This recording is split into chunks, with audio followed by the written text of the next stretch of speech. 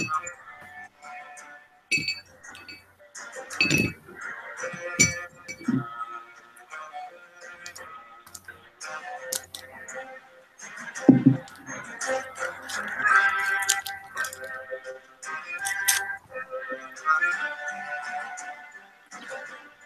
right, good evening, lords and lady. This is the 44th episode of the Game of Thrones podcast.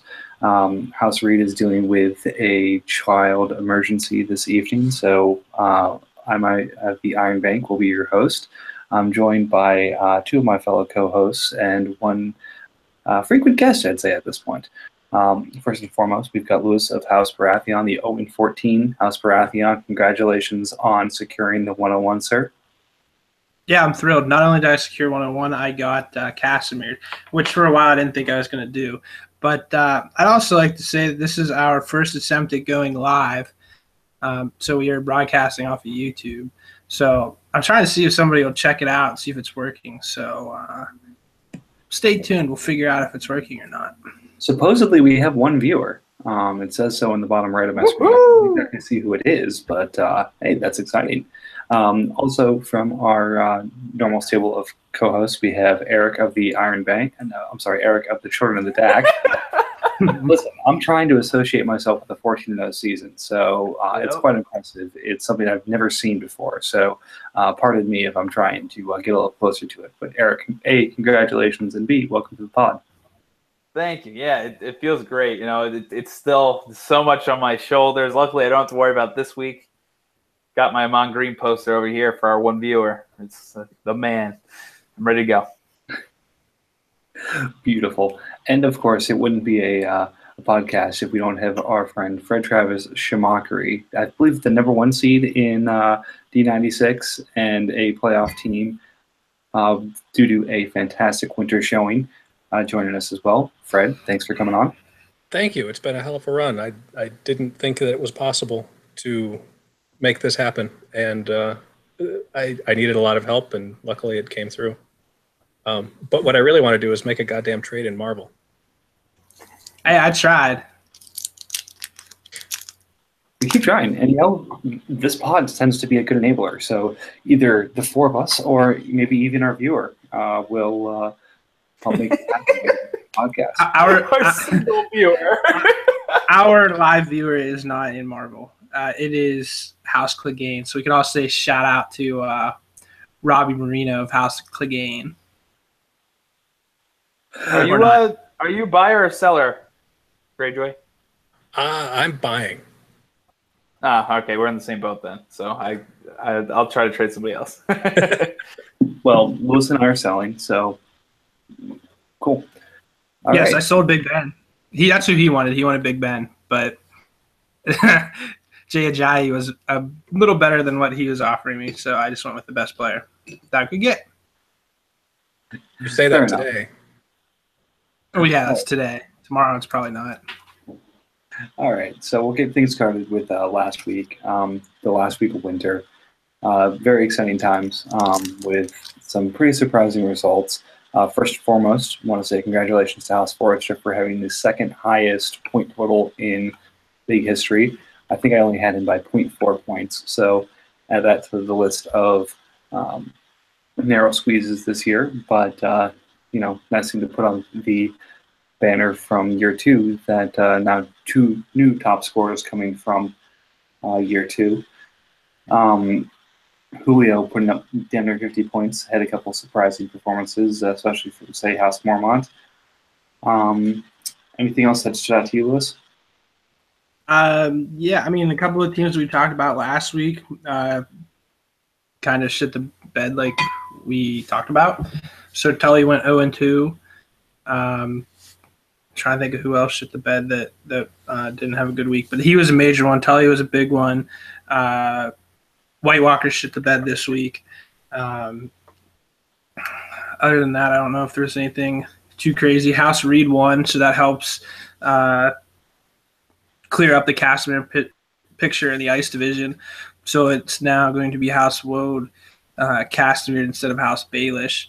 Other than that, I don't know if anybody else, lost that we thought was going to lose or won. Otherwise, I mean, obviously Greyjoy, got the 2 wins this week with Tully losing twice. He made up 2 games there, and I think got in a game ahead of Tully. So, congrats to him. Yeah, and Greyjoy actually needed to be ahead of Tully due to the head-to-head matchup. He actually lost to Tully twice. So he needed Tully to get swept and for him to sweep in winter, and he was able to do it. So, I mean, it was really impressive. I didn't think. We all dismissed him. At the beginning of winter, we're like, okay, Greyjoy has a shot at the points wild card, and he's able to pull it off. And, I mean, fuck Tully. He's not in the social part, so fuck him. But congratulations to Greyjoy. But hey, I will say congratulations to House Woad for securing that customer, and thank you for being our second viewer. Just mentioned in the chat that he's joined and is a little freaked out, but by what we all actually look like. Well, has he seen Jeremy yet? Because Jeremy joined, and he looks like the ghost in the shadows. So he looks a little sketchy. Jeremy's a floating head, so we'll see what actually happens when he turns his mic. Oh, wait. Oh, my God. There he is. I'm not actually going to scared. I'm here. Holy shit. We can see behind you this week. Cameras on everybody. This is crazy.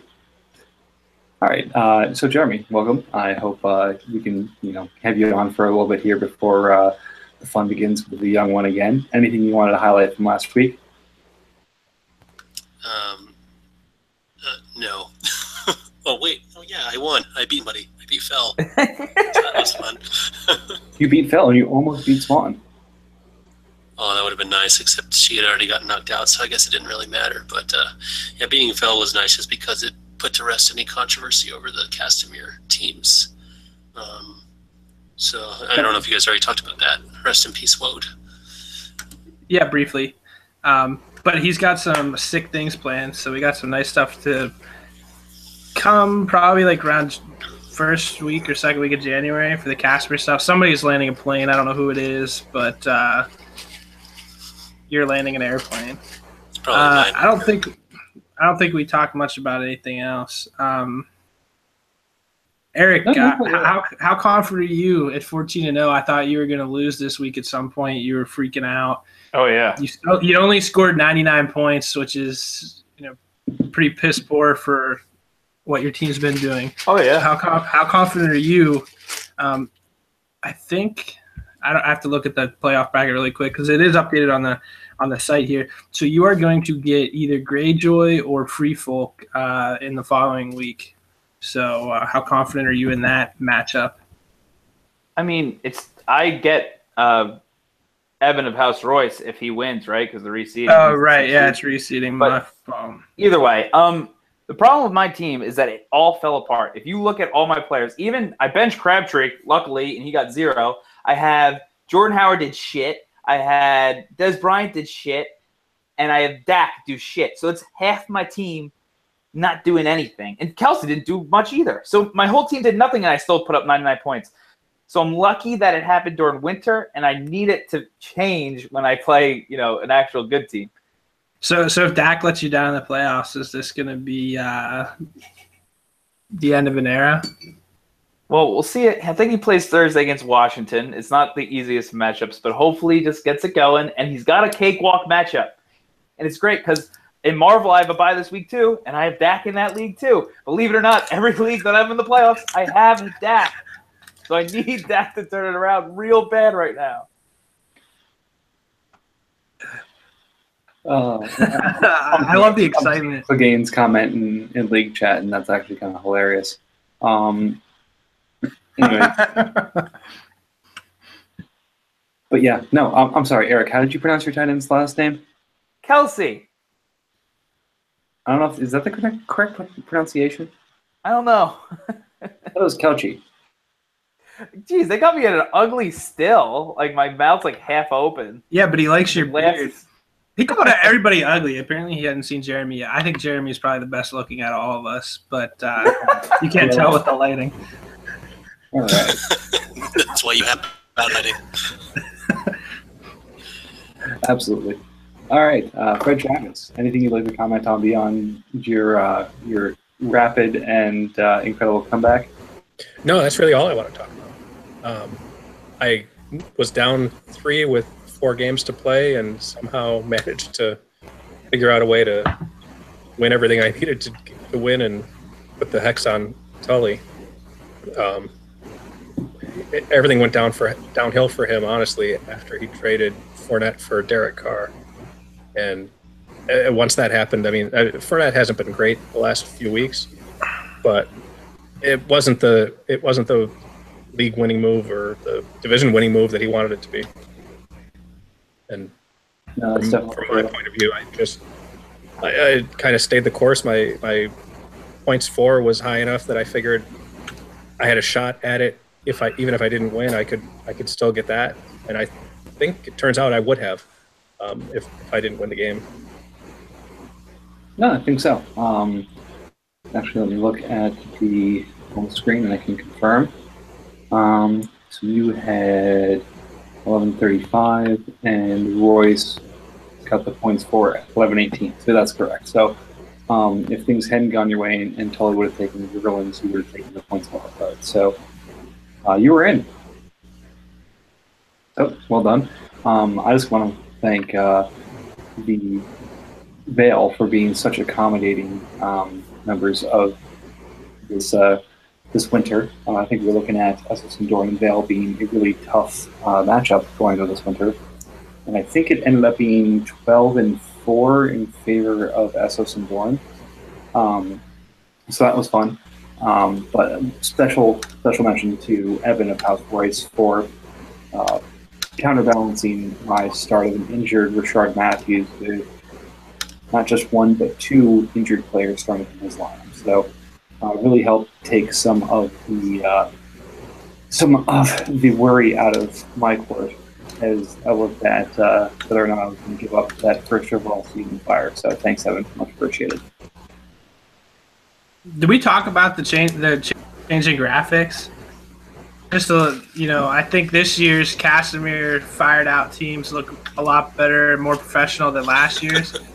So I think his kids have progressed in their skills. So very good work, Jeremy. Yeah, I lost the file from last year I was looking for, so I could just reuse the same graphics, and I can't find the file I used for Aaron and Tarly, so I had to remake it, and so that's just like the top Google search for Fire. I think it looks badass. I like it. Shouldn't Baratheon be buried under ice? No, I'm in Fire. I always did it as they're burning the ground. He should be iced. Yeah, No. Stick with the thematic. No, it's all right. Fire's fine. Yep. All right, so since we're done with last week, we'll look at the week ahead. So the playoff is set. From the ice side, we have Children as the number 1 overall seed, and Forrester locking up the 2nd overall seed with the highest points for in the league. I think maybe for the 2nd straight year, I can't quite remember. 3 seed ended up being House Harding, who has House Royce in the first round, and of course Harding has home field advantage, so he'll get a 5-point bonus this week. And then House Greyjoy is the other division winner who will get a 5-point bonus as well as he takes on Free Folk, who has the 2nd highest. Actually, no, Free Folk had the highest points for, and Forrester the 2nd highest. So, it's definitely not probably the person that Greyjoy wanted to see, but I think he's happy in the playoffs. From the Fire side, we have my team Iron Bank as the 1st seed, with House Banefort making a rapid recovery and taking the 2nd bye in Fire. 3 seed after a strong finish was House Tyrell, who gets Sand Snakes. I think he would have probably rather had the 5 seed than the 6 seed, but that's just the way it crumbles. On the other side, we have House Targaryen as the 4 seed and House Lannister as the 5 seed, rounding out the rest of the playoff bracket.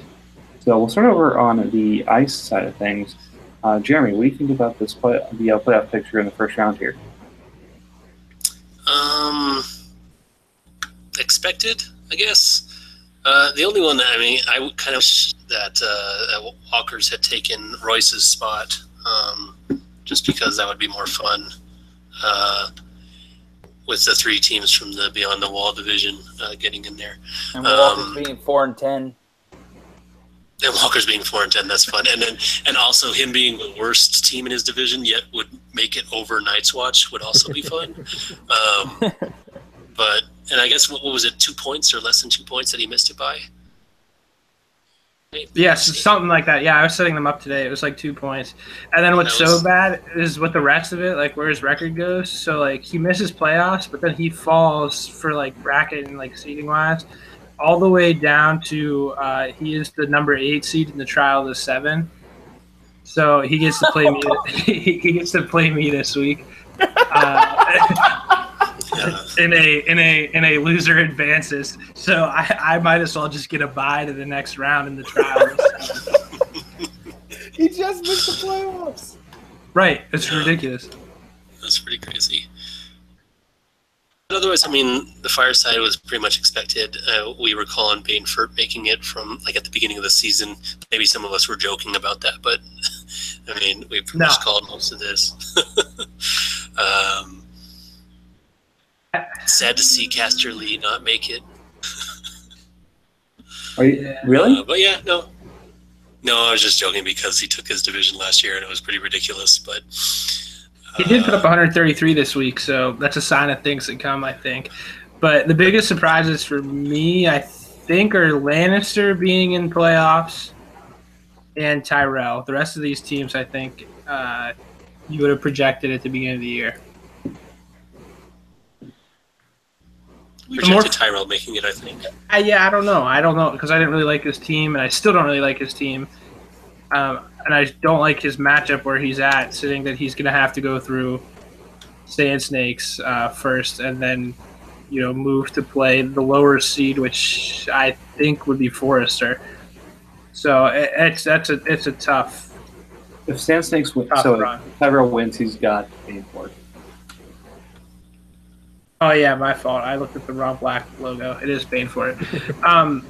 But the fun in it for me was in the other. Like I did all the leagues today, so I was doing Marvel and I did NFL GMs and I did all that stuff. I think Marvel was the only one where the actual playoff picture was tight. Like this one was pretty cut and dry. There weren't really any ties. I think Cal Swan had the best record in terms of teams not making the playoffs. But all the other nonsense was so close. The rest of the matchups, there should be some pretty good ones. Brotherhood plays OTM, first round of the Hands tourney. Egan plays Hightower. Mormont and Bulware. Night's Watch and Stark play. And then Swanfeld, Tully, and Faceless all have a first round bye in the Hands tourney. So there's some pretty good matchups down there. We really got to make the Hands tourney and the Trial of the 7 mean something next year. And we talked about it last year, and then nothing happened with it. But I feel like those should actually get something. Yeah, I gotta figure out. I don't have to think of ways to do it because I also want to do. I want to do the Basher Bowl.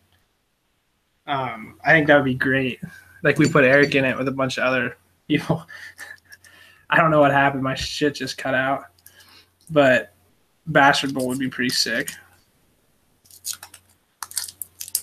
One thing that I want to add is that Faceless had the luck, I guess, right? 10 wins and didn't make the playoffs. And then his person who finished lower in the division, who had more points, took it over in Sand Snakes. So man had a good year. And, he was the redheaded stepchild, as we always called him last year. So just a shout out to Matt for having a good season. It sucks that, you're in the Hands tournament.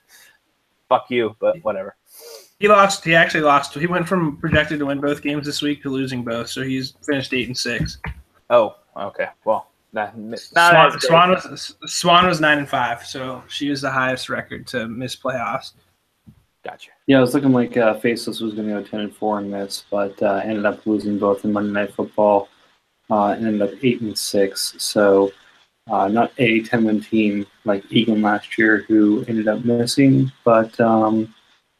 Again, still rough for Swan, as it really came down to her loss against Lannister in, I think it was week 4 or 5, that ended up doing her, because had she won that, obviously she would have had 10 wins instead of 9, but she would have had that tiebreaker with him. So would have gotten her in there. So tough break, but she snuck in late last year, so it only makes sense that it kind of comes back this year. But still, some pretty strong performances from some teams who just missed.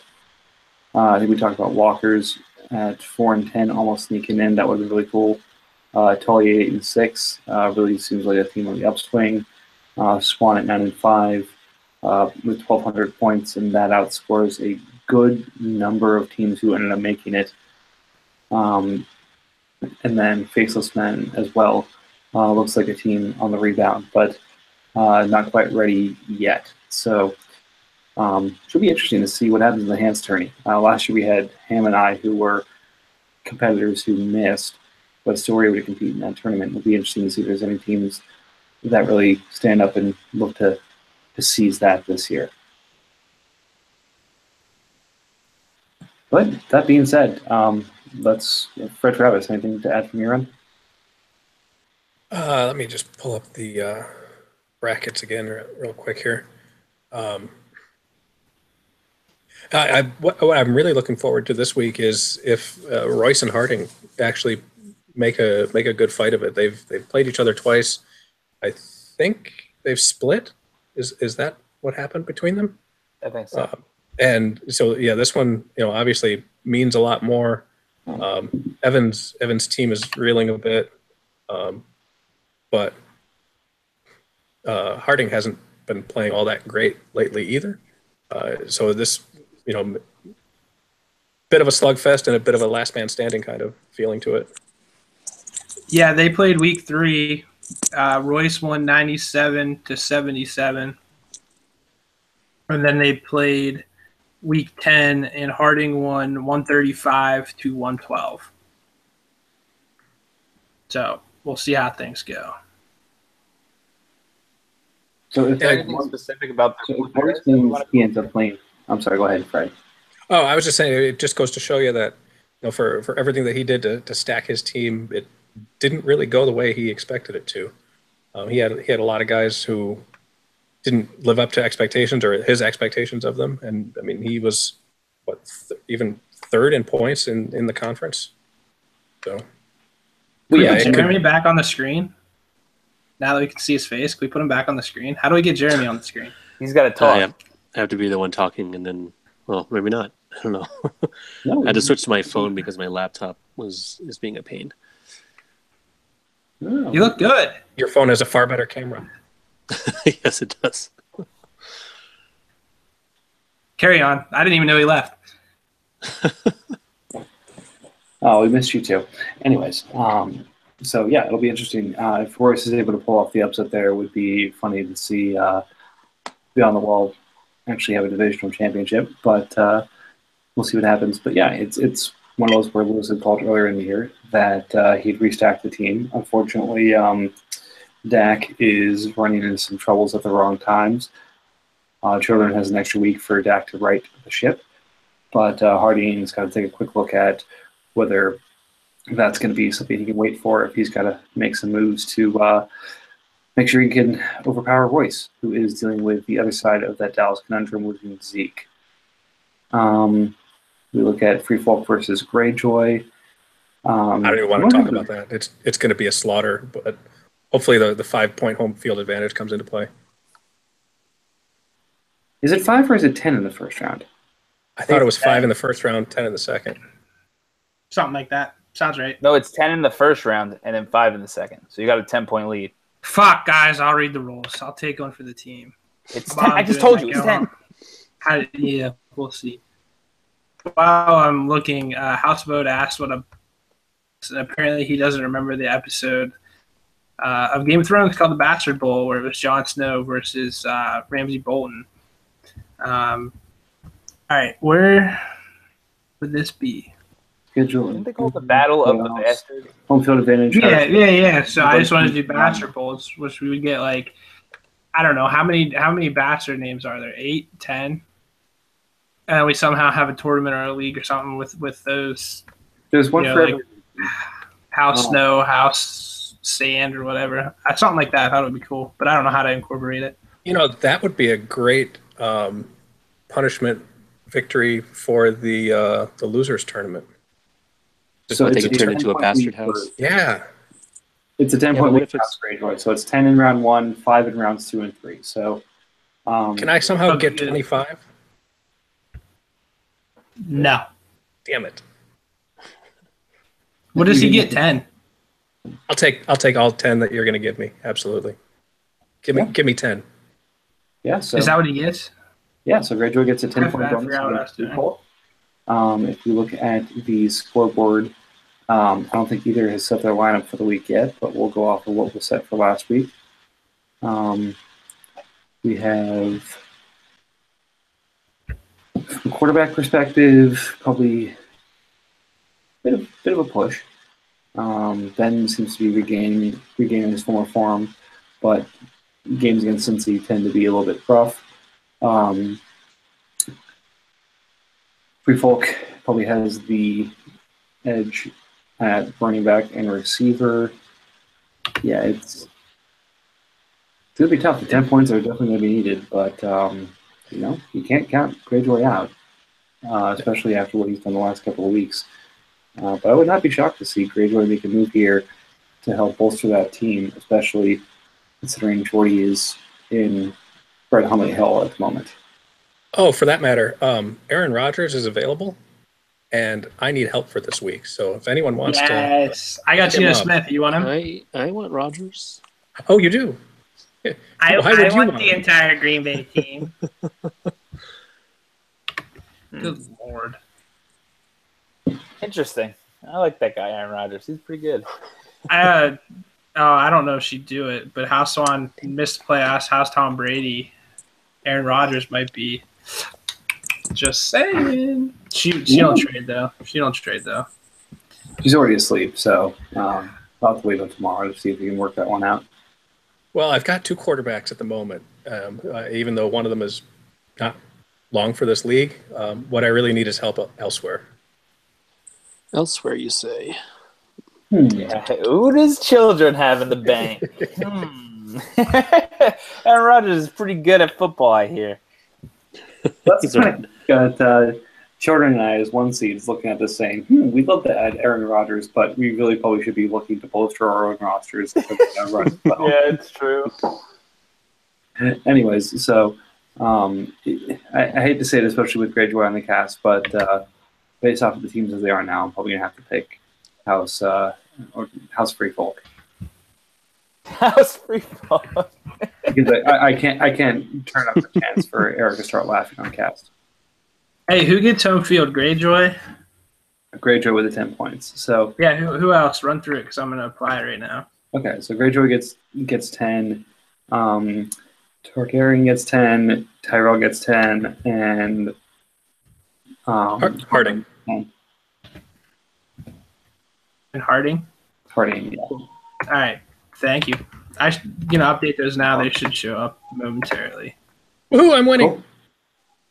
I don't know. If only the NFL canceled all games this week and then you won 10-0. How great would that be? But as of right now, Free Folk is he is the favorite, even down 10, and I would have to take him right now. But if you're willing or able to deal an Aaron Rodgers or Jordy Nelson, get a significant piece, that might be the difference. Antonio Brown is playing against the Bengals, which I think historically doesn't do amazing against. I'm not 100% sure on that, but I know the divisions usually play him a little bit tougher. So I don't think he's going to break out. I mean, it's Antonio Brown. He's broken out. But I don't think he's going to have as good of a game as he usually does. So, I mean, with Larry Fitzgerald, you guys have the Hill canceled out. You really just have to make up for Russell Wilson. And then, well, he's got Ingram and the Atlanta running back, so it's a little edge there too. But you still have those 10 points. So I really don't think it's that bad. If you make a move for one person, I can easily see you pulling out with a win here. Don't never pull out. Never. I'm going to do what I can to make it competitive. What the hell is that dying? Is that a dog or a child? Why not both? I don't know. I was just curious. I didn't know what it was. Let's see if these show up. Nope, they didn't. All right. they might need a second to load in there. But those should be applied. I don't know. Do we have anything? Oh, it is a child. So my dog comment probably sounds kind of mean. But somebody's child is crying.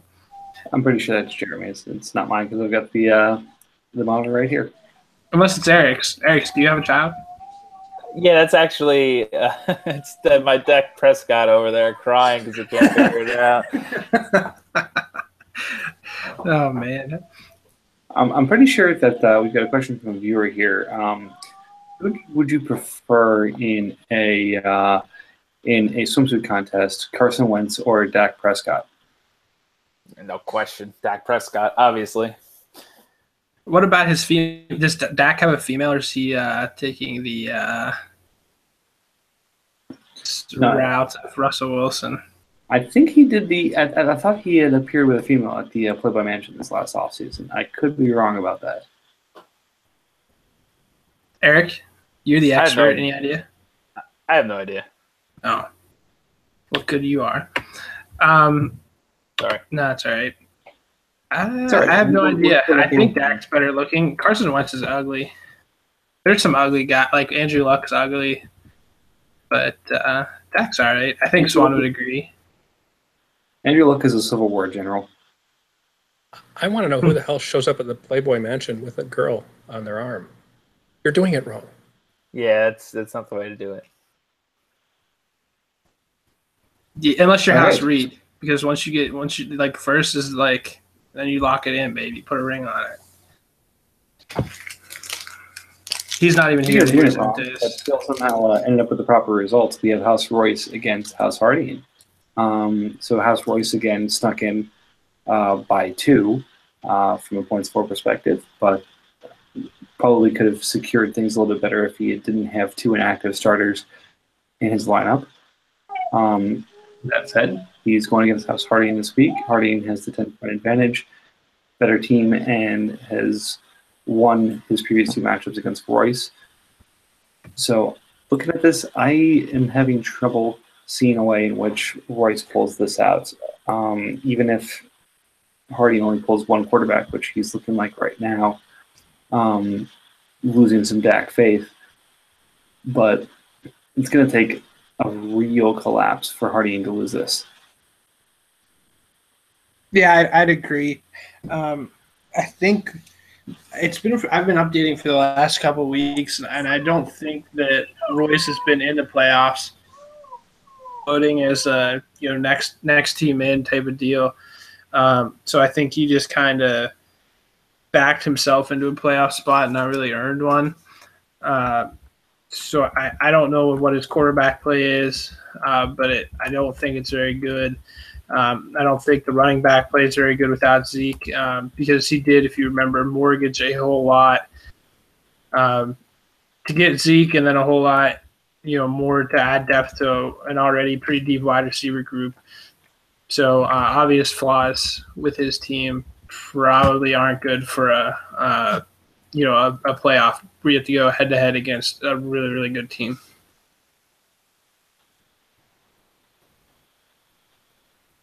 All right. Any other thoughts? He's got Geno Smith. Yeah, I think he has 4 quarterbacks, and Geno Smith's probably the best one. All right. I mean, do you start Jay Cutler against Denver, or actually, this is a legitimate start and sit question, I guess, which is what I'm saying. I think Geno Smith is his best option. Jay Cutler or Blaine Gabbert versus the Rams, or Geno Smith versus Oakland. No. It might be Geno Smith. No, you play one quarterback and double up with Collins and Jonathan Stewart and hope for the best. Yeah, unless you go heavy wide receiver, like a Cousins, Collins, Crowder, Evans, Michael Thomas, whoever else, Benjamin, Matthews, and then he's got talent. It's just no consistency. Yeah, so that's the problem. Maybe move a couple IR players here. I don't know. Bradford's there. Martellus Bennett's probably worth dropping at this point because I don't think he's retiring after this year, right? So he's on IR, it looks like. So maybe move some of these. I don't know if Chris and Michael has a market or any of those other New York Jets guys, but I think you'd have to make a move for some of these guys because and that's the other problem. Some of the guys that he has that are active have like no value. Like I don't think you get much if you move Jonathan Stewart. His quarterbacks outside of Cousins aren't really valuable, so it's a tough spot to be in to try to make a move for his team. Yeah, I can't believe Harding's sitting Dak. I mean, he's got a good team without it, but Jimmy Graham and like you have 2 tight ends. I would sit Jimmy Graham or Demaryius Thomas and put in Dak. He's not going to have a bad week again. I think he's just being a little superstitious at this point. So wait a second. As the Dak prophet, I have a question. Yes.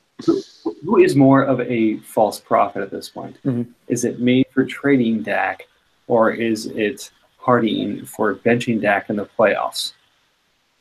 Well, he still has till Thursday, so he hasn't been benched in the playoffs yet. But it's going to hurt him. I don't know if it's going to hurt him to the point that he loses, but you heard it here first. You got to start Dak. Look, I'm just looking for some definition because clearly, as the authority on Dak, is this a offense that if he benches Dak in the playoffs would cause him to become a false prophet because you proclaim these things? Oh yeah, if you bench Dak in a superflex league, you are a false prophet. Unless you have like Aaron Rodgers and Tom Brady, and I'm like, okay, I could kind of see it. I'd probably bench Brady, but yeah, I'd start an IR player over Dak too about now. Oh, well, come on. It would have worked the other week. What Dak was negative. 2 bad games. It's okay. I don't think he's gonna like jump and get like 4 touchdowns next week or Thursday, but I think he gets 2 touchdowns, either throwing or running, and I think he gets at least 10 points. And it's just so consistent, even though he hasn't been the past 2 weeks, that you can't bench him. Oh man, my quarterback's gonna get. I think my quarterback can get 10 points. That's a little. I mean, if you only think he's going to get 10 points, then you probably shouldn't be starting him. Yeah, exactly, and that's just it. If you want 10 points, you can get that out of a tight end. I don't know. You guys are in agreement that you would bench Dak in his situation? 100%. No, but wow. No, I mean, I don't know who he's starting. I'd rather start Dak over Dez Bryant, but if he has Dez Bryant, I don't know. His team is so deep that I don't know what he's actually rolling with here. I guess you said 2 tight ends, so he's going Kelsey and Graham, and then he would have to go Jarvis Landry, DeAndre Hopkins, AJ Green. That's 5. Gurley is 6. I think Coleman's 7, and then a quarterback. Is that right? He's got DT and Russell Wilson in right now. And so DT instead of who? Tevin Coleman? Is Coleman on his instead bench? Of Coleman? Okay. Yeah. Dad's on the bench. Freeman should be back this week. Yeah, it's all right. I don't think it's gonna kill him either way. I don't think I'd put Graham in there. Yeah, he's got so many guys to pick the wrong one. And that's what I'm thinking. Dez like, if I want to play Dak, Graham. I'd want Dez. So like if Dez is going to get into your lineup, then I'd also want Dak. Like I want that. Why stack. do you want to stack like that? This isn't a DFS. I wouldn't stack. I would. Why would you not want that stack? Because you could get a total of 10 points from the 2 of them. Whereas you're only making 1 risk rather than 2 risks. Listen, I like the big money. Big money. I would. This is a 1 head-to-head match. This is not. All right, time out. I'm getting my pen and paper out. My little tablet here that I take. This is all my notes. This is for WWE League. I write on this little tablet. So I'm gonna flip to a new page here, and I'm gonna write. Hold on. Oh, the Dak prophet stormed off in disgust. Dak and Dez. Bear said Dak and Dez, baby. So I wrote it down, and I'm going to come back and see what these guys You score. had to write that down? Like, you couldn't just remember that? Oh, no, I won't. So I won't remember it. So it's going to sit like this, open right here on my table. And when I watch the game, I'm going to fill in my blank line here, and we're going to come back next week, and I'm going to be like, ha-ha, told you. Or you're going to write zeros next to them. We'll see. That's what I'm saying. I'm going to bet on a higher number here. So it's right here on my handy dandy little fantasy football notebook. Yeah, I would say that it's a Thursday night game, and this is a problem. But both Washington and Dallas played Thursday night games, so they're on a full week rest. It's going to be just a normal week for them. Yeah. So Lewis, can you confirm that they just make the list? Yes, Dak and Dez. You just made the list. Jesus Christ. All right. All right. So let's move over to the Fire Conference here. Starting with the 3-6 matchup, Tyrell versus Sand Snakes. And this is one that's probably going to be a lot closer thanks to the home field advantage that Tyrell's going to get. Right now, projecting about a 14-point favorite for Sand Snakes down to a 4-point favorite with home field advantage. And that includes Sand Snakes only starting one quarterback, and that quarterback is Case Keenum. So I know early on in the season, I think probably as a preview, Lewis, you mentioned Bell, Gordon, McCoy gives him kind of a 60-point start on anything. But between that and the rest of his team, do you think he's got the firepower to take down Tyrell?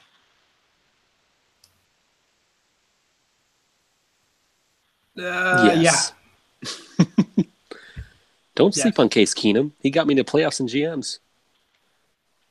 Dude, I was He's a star. this close in D96 to trading Derek Carr straight up for Case Keenum. I almost did it. I didn't have the balls, and I also thought. Oh, you would have been kicked instantly. I would have. Oh yeah, that was the problem.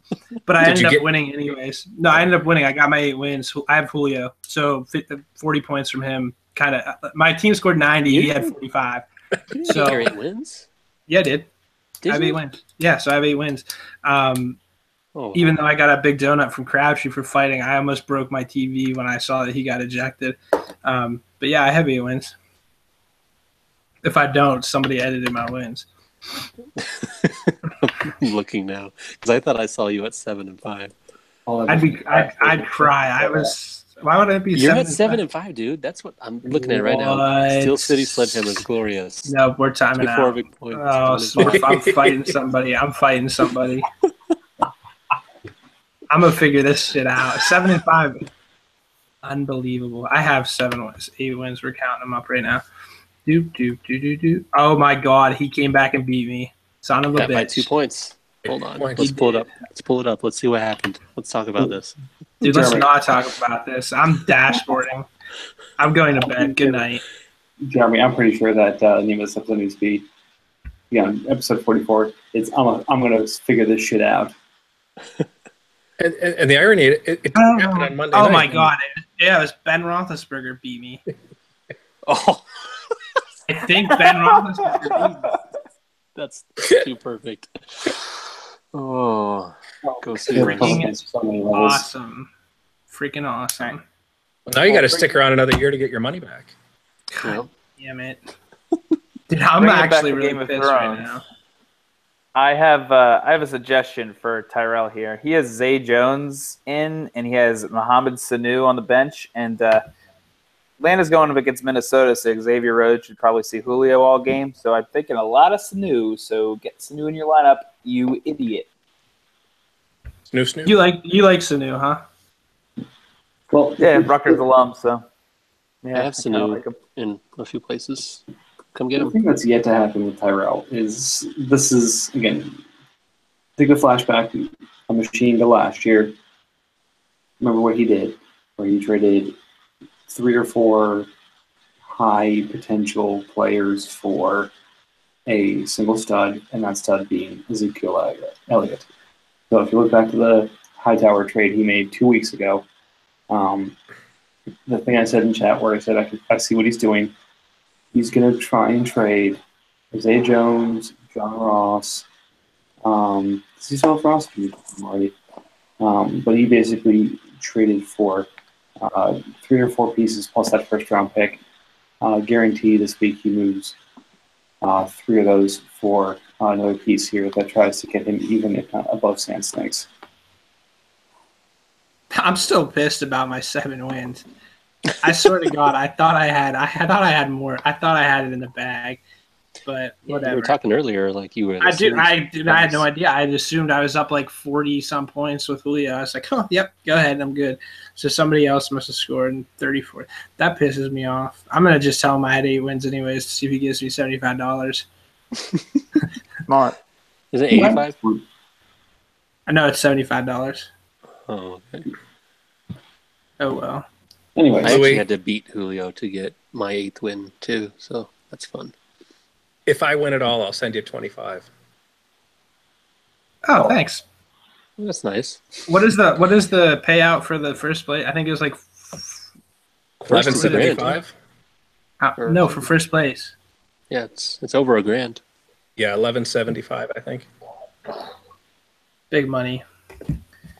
All right, carry on. I don't know what we were talking about GOT. I'm just Tyrell versus Sand Snakes. So I'm going to pick House Tyrell. I'm picking Sand Snakes. Of course you are. Fucking. What do you guys think? That's all I have to say. Tyrell or Sand Snakes? Neither. Can they take each other out, please? I'm going to go with Tyrell because he's going to start Sanu, but also just to bring up one prediction I remember from the beginning of the year. Lewis predicted that the Night's Watch was going to win Beyond the Wall. So. It's the one team that had no chance at playoffs. Yep. I canceled out all my windows, so I don't know what he finished. I rage quit all my 6 and 8. Oh boy. 6 and 8. No, he was. What a I mean, fall he from was. grace. He was close. Yeah, that's a fall from grace. I had high hopes for him. He didn't do good last year. It's not a fall from grace. It's not a fall from anything. He's still as. I mean, as he's he pretty. was. He's pretty decent everywhere else. I don't know what his downfall is here. He's got some. Everywhere else. Pretty Where else good but players. D96 is he in? He's in. Get the fuck out of here, cat. He is in Marvel. I'm not. I don't. He's like 3 or 4 seed in Marvel. He was pretty good in D96. I don't know. I think I thought he was a Dark Knight. Now remember, he also had David Johnson when I made that prediction, so that kind of changes things. He just traded away David Johnson D96. And TJ. There are 2 people talking, and I don't know. One was a question, and one was he traded away David Johnson. So I only heard Reed. Yeah, no, he had traded up to get DJ and Zeke as the cornerstones of his team, and that did not serve him well this year. Yeah, that hurt, but he still made playoffs, and has a relatively good team, I guess. But apparently did not text Mike of D96 complaining about me, so that's all right. I'll figure out who it was. Baloney. Someday. I was Tyrell. Well, yeah, but there were. What other playoff matchups do we? I think can we go over to Fire because I want to talk about Fire. Yeah, we have one more in Fire. We have House Targaryen hosting House Lannister, and this is going to get the game of the week from me. Yeah. This is the one I want to talk about. So we've got Targaryen who gets the 10-point advantage, which is tough for Lannister because he was already favored, but it's already a pretty close matchup. The question is going to be whether Lannister can add a second quarterback. Well, Lannister, I have a quarterback. I have Aaron Rodgers available. I don't think that's going to help. Any other plugs? Do you want to get a Geno plug in here one more time? No, I'm just going to go send an No? offer. Okay. You carry on. Anyways, so yeah, Targaryen has the probably better on paper lineup, but Lannister's shown with this lineup it's been able to score. Crabtree got suspended today, right? Or did that get used, or? He's out this week. Yeah, he had 2 games originally, I think, didn't he? All right, Yeah, they so both he's got still 2, showing, and then it was reduced to 1. So he's likely to flip Crabtree for Jamal Williams, which on projection isn't a huge change, but puts him in a situation where he's starting 1 quarterback, 2 running backs, and 2 tight ends to maximize points on his team, and he's already giving up 5 to House Targaryen as well as the 10-point home field advantage. So I don't want to say it's not going to happen, but it's definitely going to be a tough putt for Lannistry to make this work. But again, we've seen Adam Thielen blow up, we've seen AJ Green blow up, and neither have had those kind of games the last couple of weeks. Michael Thomas going against Carolina, definitely one of those teams that he could throw up 30 against. So it's the favorite, but I can't count Lannistry out on this one. I would feel a lot better about his chances if he had another quarterback on his roster that was worth starting. Well, let's make that happen. He has had Bethard, right? Up until I think this week is Jimmy G starting, or I don't know. I haven't really watched that many games, so I don't even. They announced today Jimmy G is starting. Yeah, it's going to be Jimmy.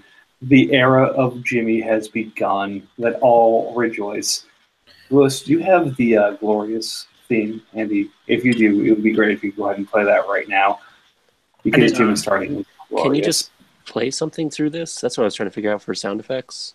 Oh, yeah, no, you missed our beginning. We put the YouTube video, the Game of Thrones official entrance up on the screen because you can also play it. Or how you can just play it, and you can also do like this. We were doing this, so we flipped it over and put the video up on the screen so that then the video plays. So this is Ian's lineup. I don't know if there's any changes in here, but yeah, so we were doing this, playing with this. You can put the now you can look at yourself.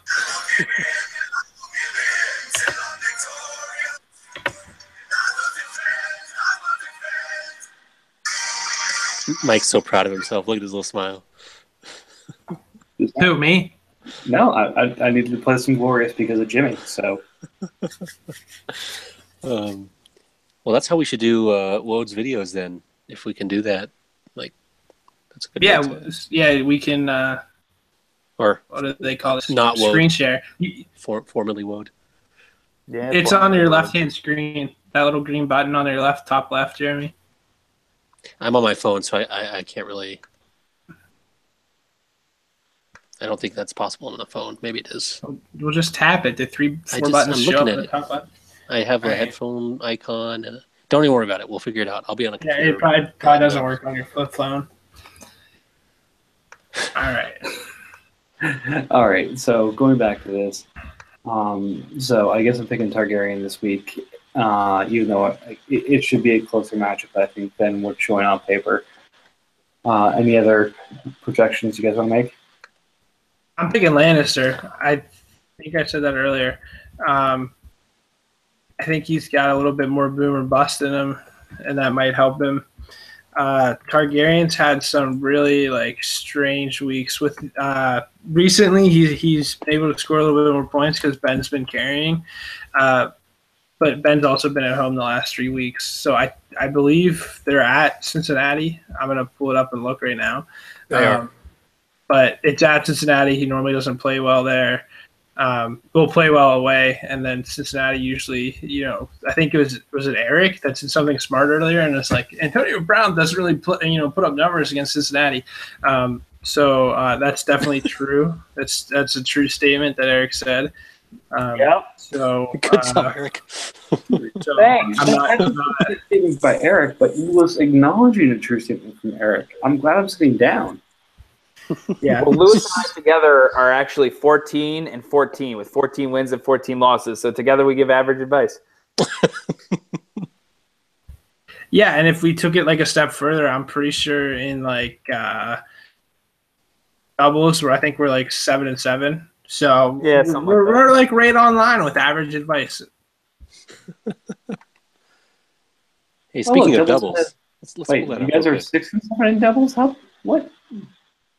Who put the Christmas lights up on the names? Well, only one person has commission access anymore, so. Oh, all right. Kind of interesting. It was not me. I don't like on mine. Get it off of mine. You all right. All right, so that wraps up the playoff games for this week. Do we want to look at the Trial of 7 or the Hands Tournament for this week? Anything pop out there? Let's pull the bracket up. Yeah, they deserve our time. I do deserve my time. You're in this? Never mind. Yeah, I'm in. I have the number one. Everyone's seed. in one of the brackets. There's nobody that misses a bracket. All right. So instead of us going through all of these, everyone pick one matchup they want to go through, and we're going to just do that. So, Lewis, what is your matchup you want to focus on? Did we reseed the hands tourney last week or last year, Jeremy, or do we just let that one roll because the other stuff's too much work? Oh God, I don't remember. I think we just let it go. Yeah, I'm pretty sure we just let it roll with seeding. So what I'm looking at is a 12 versus 5, and if you're into March Madness, the 12 versus 5 matchup is huge in terms of the upset. And so we've got a 12 Brotherhood versus a 5 I see where you're going with this. Macers. If Brotherhood pulls this off, we could potentially have a Brotherhood versus House Swan matchup week 14, Yeah. and we could, have I'm some dumping big to things Brotherhood. online. Yeah, so that could be pretty exciting, and some added excitement for the league, especially for those in the hand story that aren't gonna pay for anything real. How do I get to the other brackets? I only see the main bracket. I have to find a way to plug it in, but you have to go up to reports and then it's under league playoff bracket. Right. Thank you. Reports league playoffs. I think I had it in one of the tabs last year, but We have too many damn tabs. Do you think Brotherhood could pull it off, Lewis? You didn't mention anything about the game. probably not. Well, I just went with pure statistics. The 12 versus 5, matchup is a good, March Madness thing. I can pull them up on the battlefield here now. I think Brotherhood had a decent week this past week. Scored a little bit more than what he normally averages. I think he was somewhere between 80 and 90 12. points. No. He scored 82 points this week. Brotherhood can't pull this off. Macers scored about 90, 94. So Macers has also had some really bad. This is Harding, not Macers.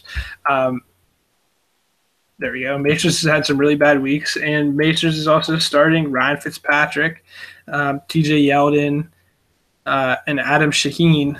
So if Macers checks out, which is not unlikely, is that right?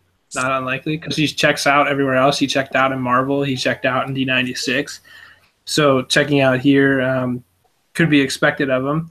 And right now it's projected to be an 81 to 67 game. And like I said, if Macer's team puts up what it's supposed to, and Brotherhood put up 80 some points last week, it could be pretty close. What do you mean by checked out? Do you mean he's dropping it, or he's just not paying attention? In D96, he has unlinked his franchise for the last 2 or 3 weeks, so there's no owner of his franchise. In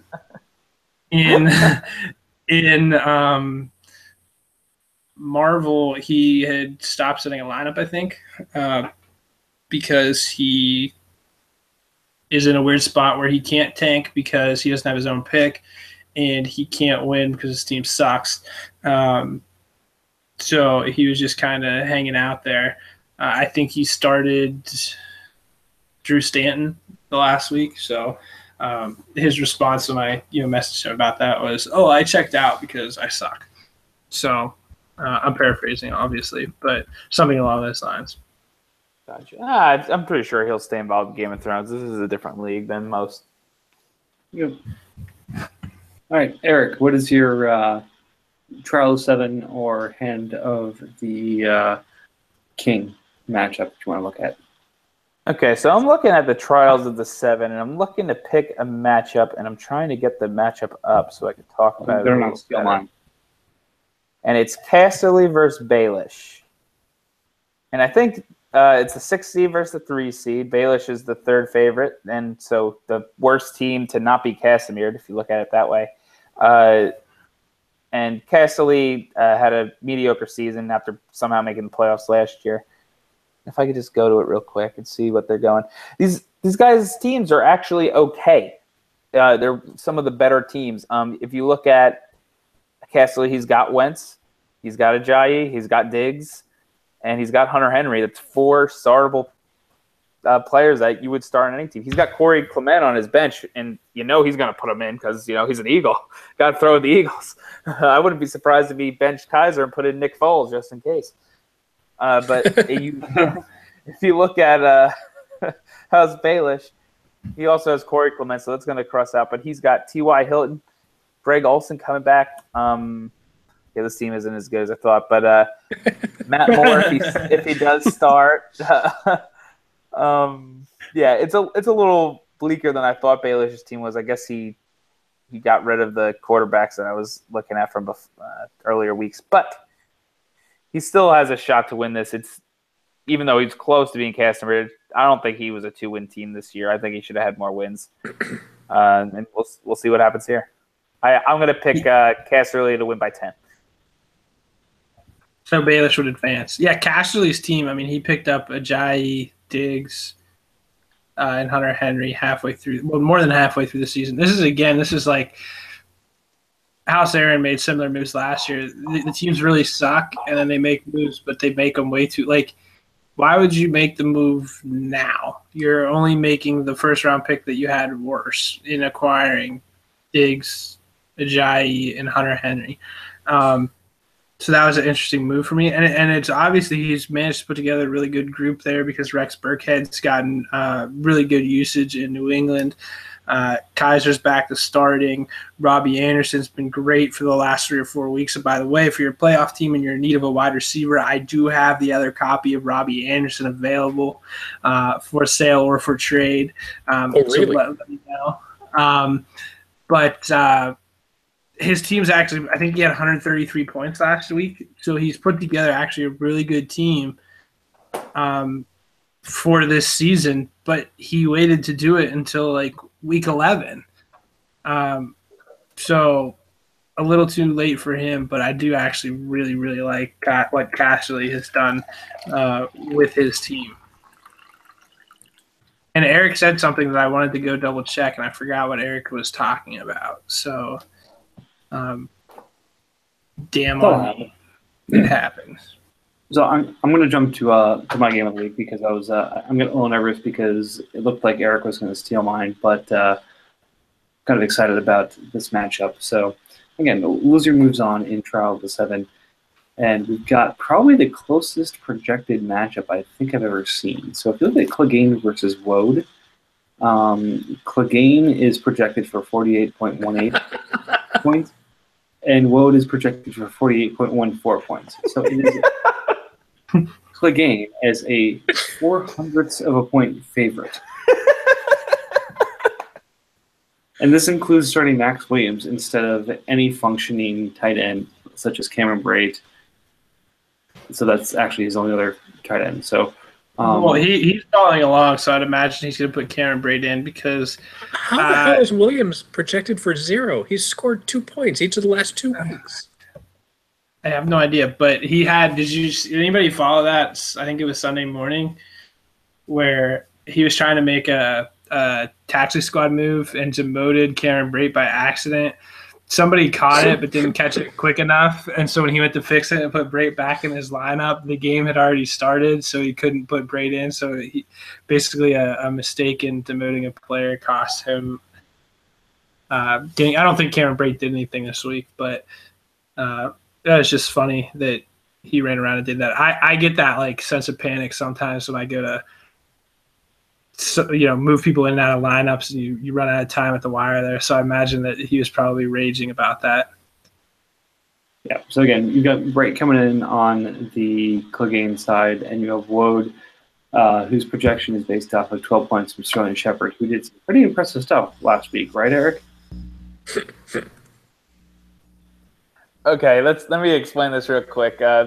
Basically, Mike and I had to set a lineup together in our WWE league, and as people probably did on Thanksgiving, I had one too many drinks, and I'm thinking, Sterling Shepard's going to go off. I got to make sure we start him. So the game was about to start, and we never submitted our lineup like we were supposed to. So I went into the group chat real quick, and I just wrote like in all caps, "We're starting Sterling Shepard."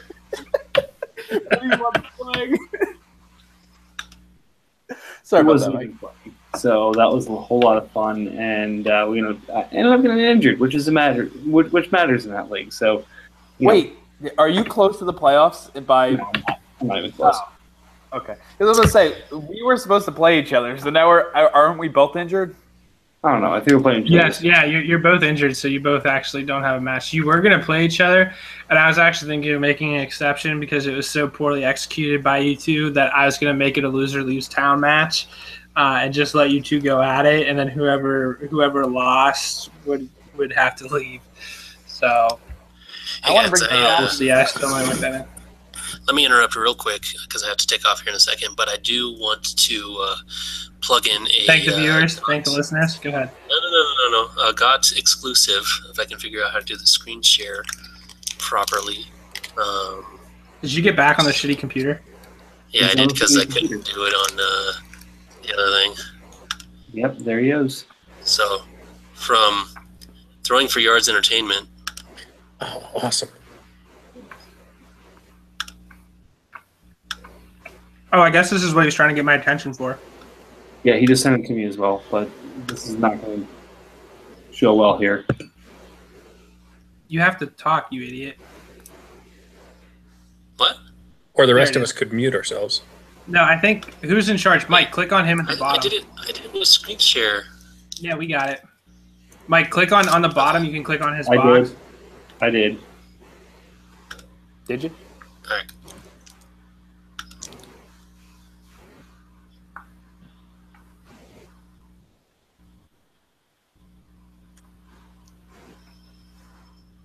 It needs sound more on.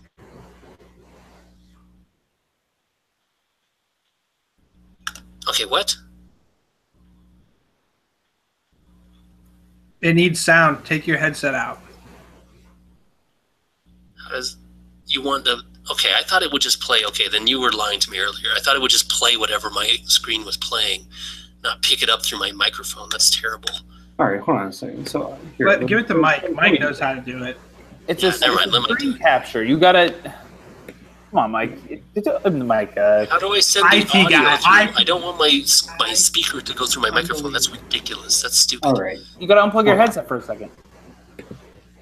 And then it will play out of my speakers and pick up on my microphone. That's terrible. That's not what I want to do. Right. We need your microphone on.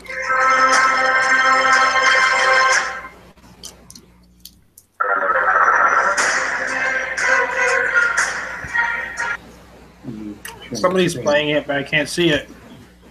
Well, yeah, because I didn't share my screen. So just to make sure that the So while we have a little downtime, I'm just gonna while we get this up and running, I'm gonna announce Casterly is having a sweepstakes. It's gonna end Thursday, right before the trade deadline.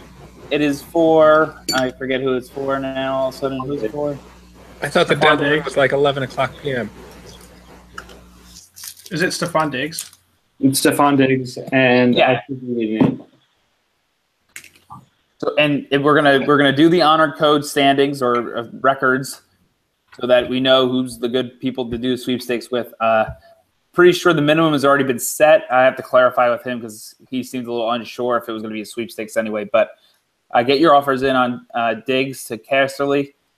As soon as he gets a good player, he's got to get rid of him for some Eagles guys. So. All right, Hey, so here comes the Game of Thrones playoffs preview.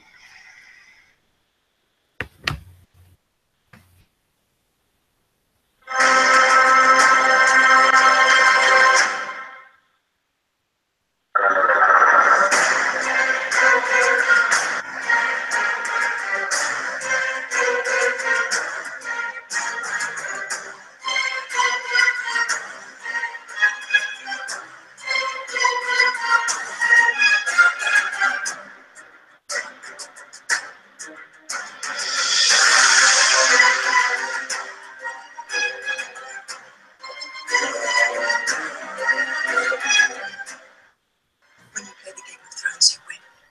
You die. There is no middle ground.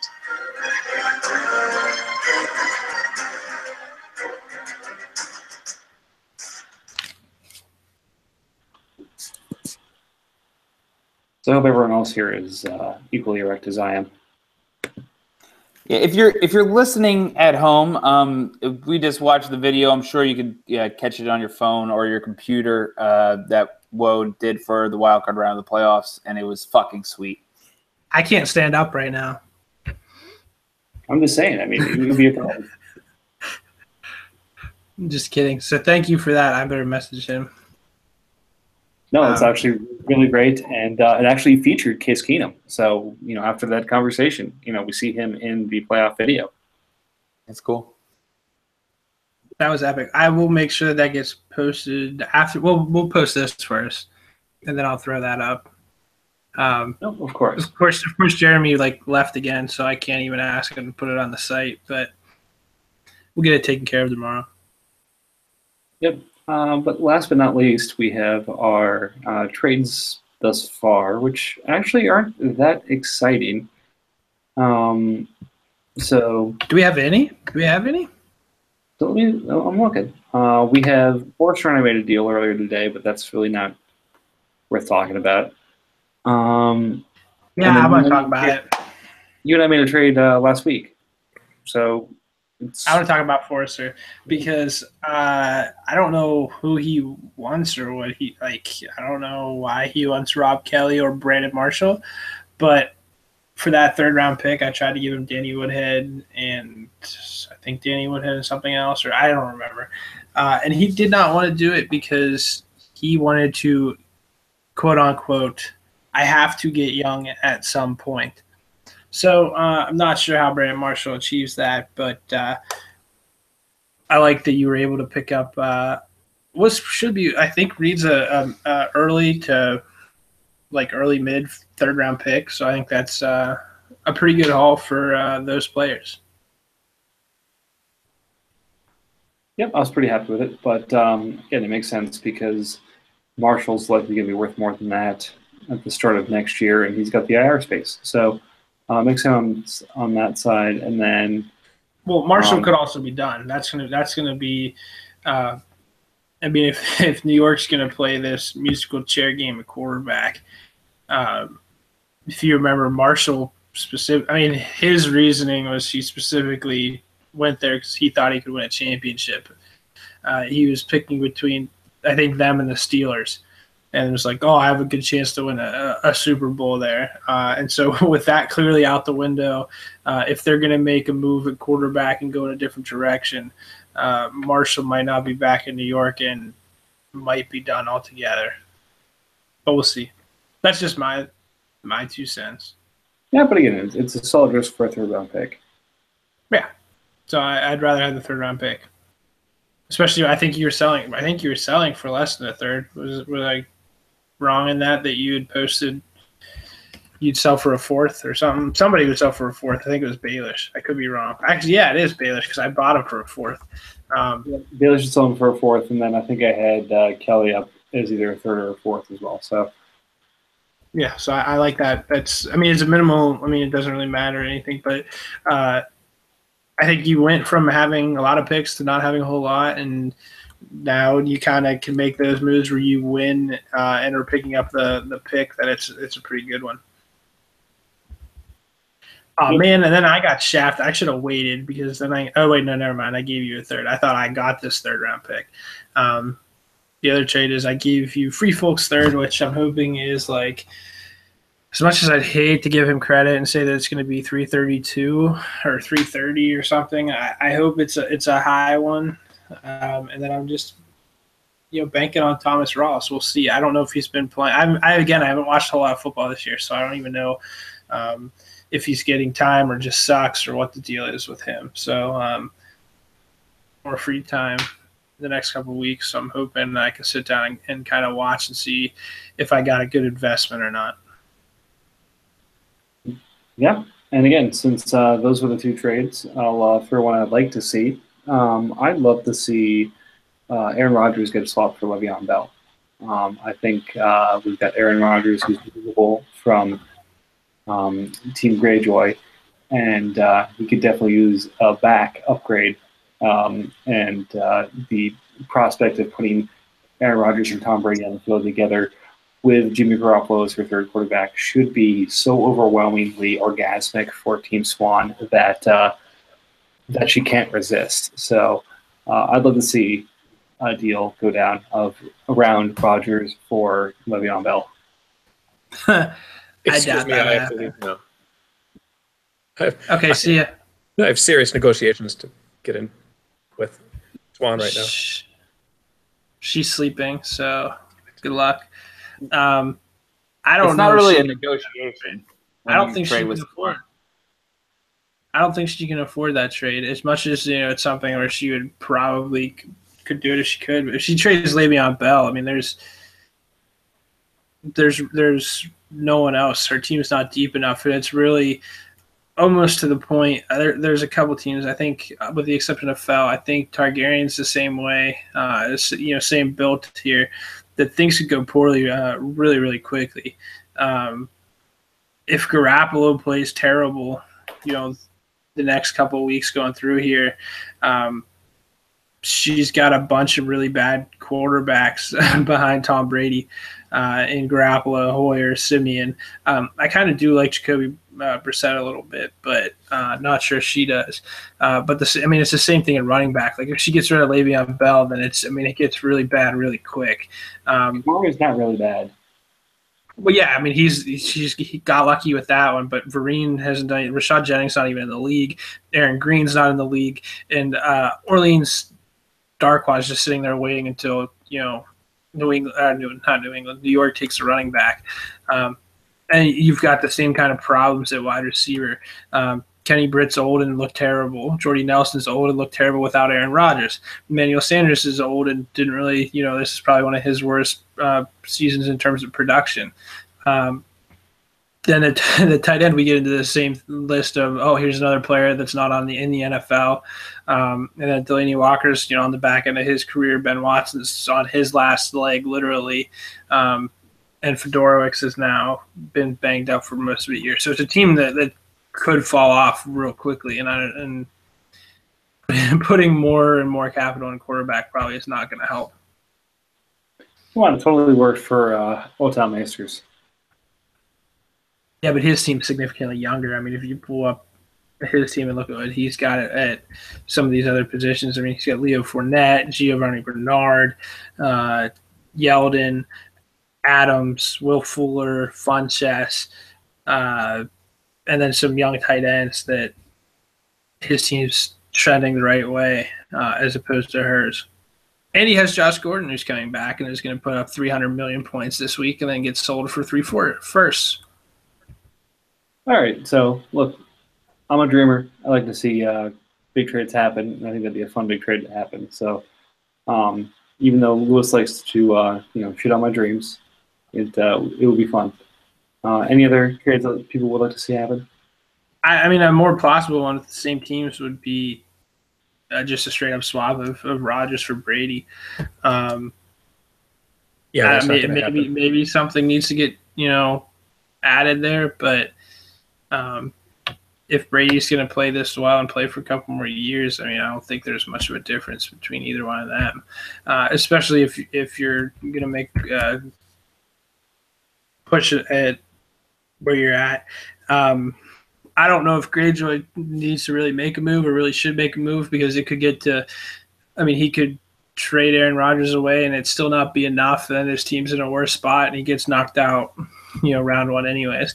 I think, teams that need to make – I think Bainford needs to do something, but I don't know what he does because, again, he's one of those I was talking about earlier, or somebody that's a contender but is in a really tough spot to it was Royce, because it's a whole lot of – I'd say that's about Forrester too. There's a whole lot of really good pieces, but then there's a whole lot of shit, and it's hard to make trades when you have a whole lot of shit. I don't know. I think he's going to roll with probably Bortles and Goff, or Gabbard and Goff. But it's interesting. He really could use a wide receiver. I'm not sure if Juju Smith plays this upcoming week. He didn't play last week, so I think maybe he needs a wide receiver. He could come see me. I've got Robbie Anderson. All right, Eric, anything from your side? Trades I would like to see happen. I would love to see Harding trade Dak and be a false prophet, and so that way I can go on another rant about how shitty of a move it is. I think it's a great opportunity to buy Prescott. You're already in a league where There's only one copy that's ever going to be on another team that isn't mine. So What do you mean? It's your time to jump in. So if I sent you 101 and 3 other firsts, you wouldn't accept it. No, I can't. I need a win. He's my best quarterback. You didn't say it had to be right now. You just said all time ever. So like you don't like if at the end of the season I sent you 4 first-round picks, one being 101, you wouldn't accept it. I would see if I can make a deal for the other deck first. Would you take 3 first and then just steal the 101? But seriously, this is your time to buy. There's no time to buy Dak cheaper than now because he's never going to be this shitty again in his career. So go for it. I mean, there's 30 teams that could take advantage of Harding, who's a win now team. All right. Well, I'm gonna send Harding an offer. Oh my god. All right. See what happens. Anything else from your side? I don't think he heard you. He's probably muted. Greyjoy? Oh, sorry. I was reading other things. I would How was really. the biography of Rod Stewart? I'm sorry? How was the biography of Rod Stewart? It's awesome. My God, what a life. My guilty pleasure is rock star autobiographies. Seriously? Oh. Interesting. I believe it. So yeah, we've covered kind of everything, and I can go over trying to sell Aaron Rodgers and Jordy Nelson some more. But I think more importantly, everyone here is in the Secret Santa, right? Mike is not. What we need to do Mike, what is the hell? yeah, there's that. But so if you get Louis, he likes the Ravens. Oh, here And we go. If you get Eric, he's a Giants fan, is that correct? Vikings. Oh, okay. No. So send him Packers gear. No, he likes the Packers. That's why I said get a Viking. So you send him either Vikings or Bears. Yeah, absolutely. No. And I'm a Lions fan, so Send him Lions gear. send me Lions Send him gear somebody- because that's as somebody that embarrassing wins. as it gets. Oh boy. Yeah, I guess I probably should have said something about that. Really quick, because a bunch of people still ask me, which I don't understand, because I sent out a thing that said $20 to $30, but spend between, I think $20 and $30 is fine. If you want to go a little over, you can go a little over. But I told the people that asked, don't spend, $50 and expect, that the person that has you to spend $50 as well. So try to stay between 20 and 30. If you go a little over, that's quite all right. But I think everybody should be set up. We split it up between, I think 16 of us did it, so half the league.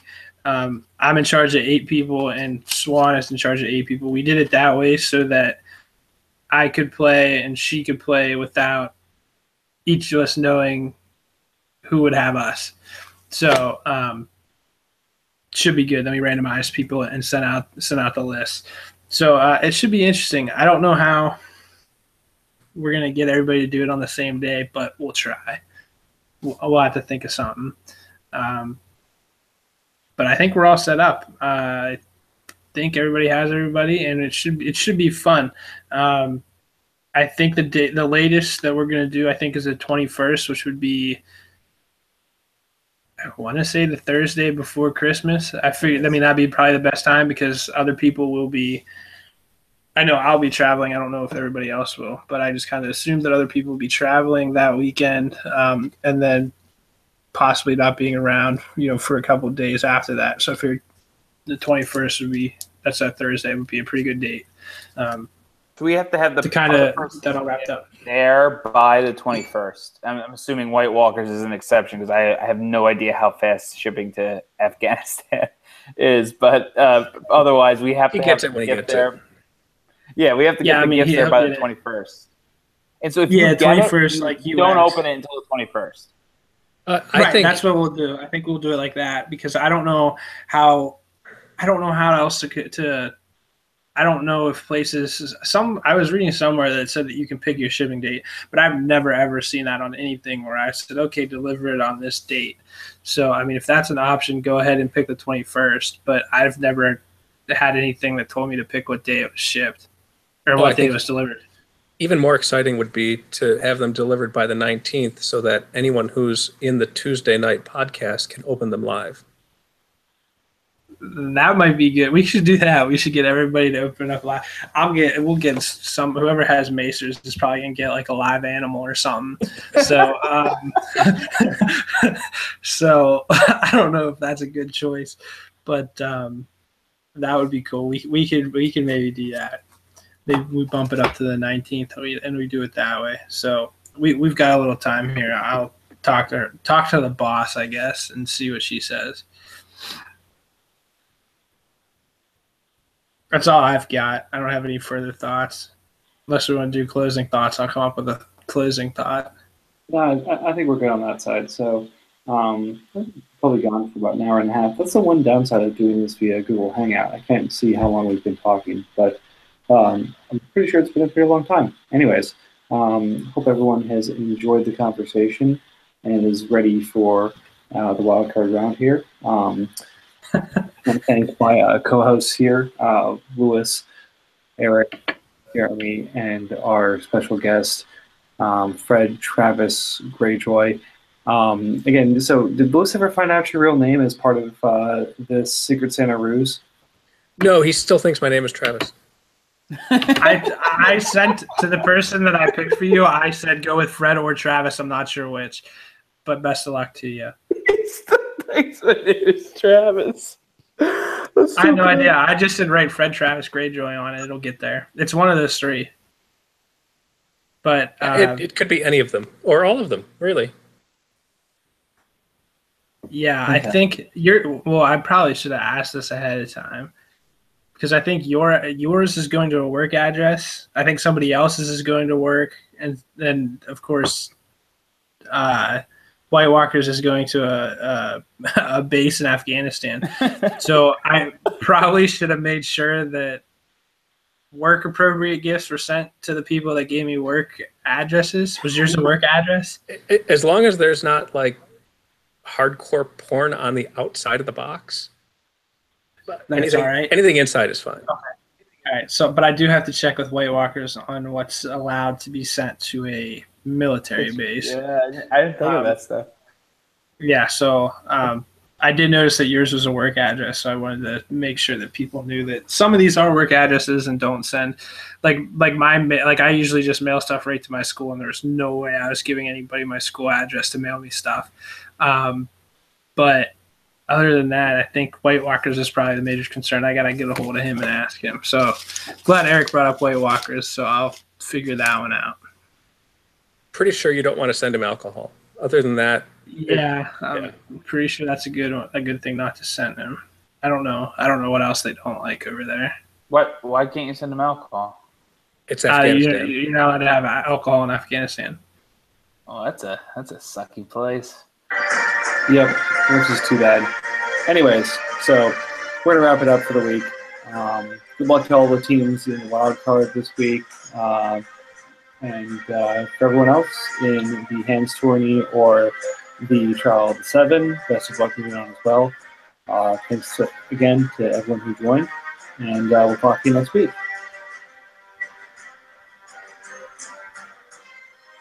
Eric, you should have talked. We didn't get any closing thoughts. What the hell?